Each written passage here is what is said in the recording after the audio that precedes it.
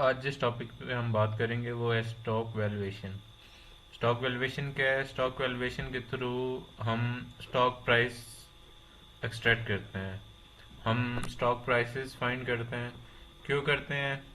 For investors ये इसलिए ज़रूरी है कि जब भी वो शेयर बाय करते हैं या परचेज करते हैं तो ये उनके लिए ज़रूरी है कि वो जो शेयर परचेज कर रहे हैं उसकी एक्चुअल वैल्यू क्या है। बाज़ शेयर ओवर वैल्यू होते हैं, बाज़ शेयर अंडर वैल्यू होते हैं। जो इस प्रोसेस के थ्रू हम प्राइस फाइंड करते हैं, अगर शेयर उससे महंगा होगा तो उसे हम ओवर प्राइस शेयर कहेंगे, और अगर इससे कम होगा तो उसे हम अंडर वैल्यू शेयर कहेंगे। नॉर्मली इन्वेस्टर प्रेफर करते हैं अंडर वैल्यू शेयर्स को, क्योंकि चांसेस यही होते हैं कि विद नियर फ्यूचर जब भी मार्केट अपने आप को बैलेंस करेगी तो वो प्राइस इंक्रीज होगी उनकी।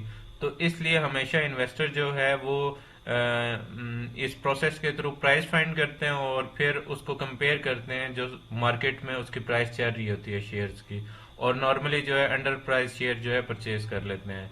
कंपनी के लिए इसलिए ज़रूरी है कि कंपनी बाज़ अवत अपने किसी मैनेजमेंट डिसीजंस की वजह से, या वो काम अच्छा कर रहे होते हैं लेकिन वो इंफॉर्मेशन मार्केट में नज़र नहीं आ रही होती, तो उसके लिए ये चेक ज़रूरी होता है उनके लिए कि उनका शेयर जो है मार्केट में प्रॉपर वैल्यू पे ट्रेड हो। ऐसा ना हो कि वो अंडर वैल्यू ट्रेड हो जिसकी वजह से उनकी मार्केट कैपिटलाइजेशन जो है वो कम हो। मार्केट कैपिटलाइजेशन होती है जितने नंबर ऑफ शेयर आउटस्टैंडिंग होते हैं कंपनी के, उनको मल्टीप्लाई किया जाता है उनके स्टॉक प्राइसेस से। तो कंपनी के लिए इसलिए ज़रूरी होते हैं। तो इन्वेस्टर के बाइंग एंड सेलिंग डिसीजन के लिए, और कंपनी अपने स्टॉक की वैल्यूज फाइंड करने के लिए इस प्रोसेस को यूज करती हैं। ये कैसे करती हैं? हाउ? तो इसके लिए ग्रोथ मॉडल है। जो कंपनीज डिविडेंड देती हैं, नहीं देती मतलब उन जिनका डिविडेंड ग्रो नहीं करता विद टाइम, कांस्टेंट डिविडेंड देती हैं, तो उनकी उनके लिए फार्मूला है D not over R. D not जो है वो करंट डिविडेंड है, क्योंकि वो नेक्स्ट ईयर इंक्रीज या डिक्रीज नहीं होना, तो वो D not divide by R से हमारा जो है वो प्राइस निकल आती है।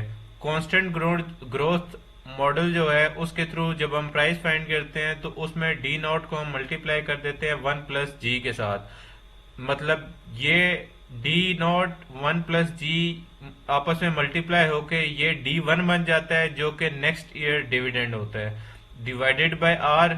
आर रेट ऑफ रिटर्न है यहाँ पे, और ये हम आगे चल के देखेंगे कि आर कैसे फाइंड आउट किया जाता है।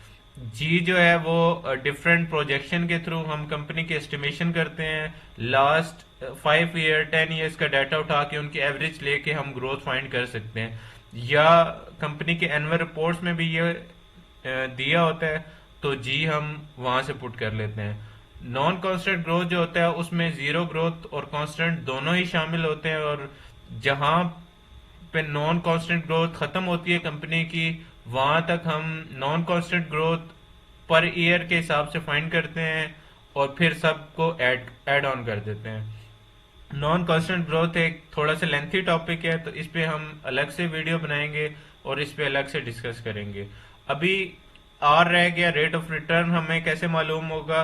तो रेट ऑफ रिटर्न हम कैपम मॉडल से मालूम कर सकते हैं। कैपम जो है हमारा वो होता है risk free rate of return, R M है market rate of return, R F है दोबारा से risk free rate of return, और बीटा जो कंपनी की रिस्क प्रोफाइल है with respect to company. Beta भी हम फाइंड करना सीखेंगे इन द नेक्स्ट वीडियोस, और हम इस मॉडल को भी अप्लाई करके तमाम वैल्यूज को कैलकुलेट करेंगे।